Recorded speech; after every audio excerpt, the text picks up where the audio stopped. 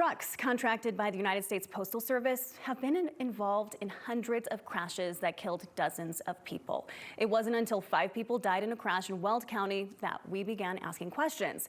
And that's when changes started happening.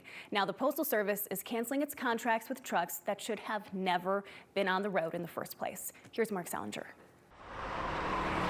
On a stretch of I-25 known for its crashes, this one may finally bring change. No other family should ever have to go through this. We should have never had to. In June of 2022, Abby and Chris Godinez lost their mother, father, brother, niece, and soon-to-be sister-in-law.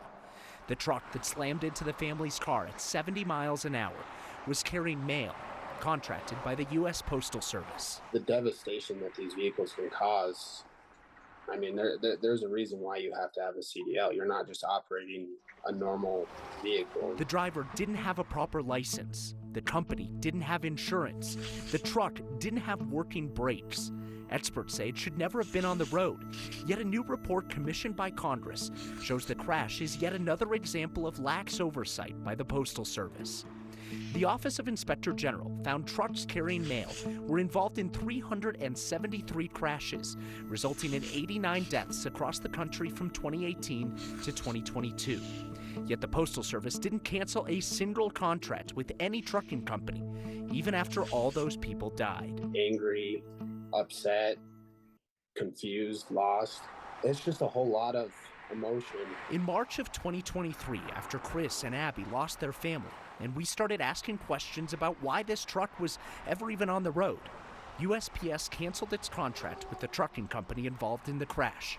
The first time it had ever done that. It takes public pressure to get government servants at the USPS to give 2 cents about safety. That's what it tells you. Zach Cahalan is with the Truck Safety Coalition in Washington, D.C. The new report recommends a long list of changes to the Postal Service's trucking policies. Right, people were dying before, but until it was public, no one cared. Changes that come too late for Abby and Chris. It shouldn't be like this. We shouldn't have to be fighting for our family. The driver of the truck in Weld County is charged with vehicular homicide. The trial up in Greeley is expected to start on March 18th. So while 373 crashes in 4 years involving trucks carrying mail may sound like a lot, there actually could be a lot more.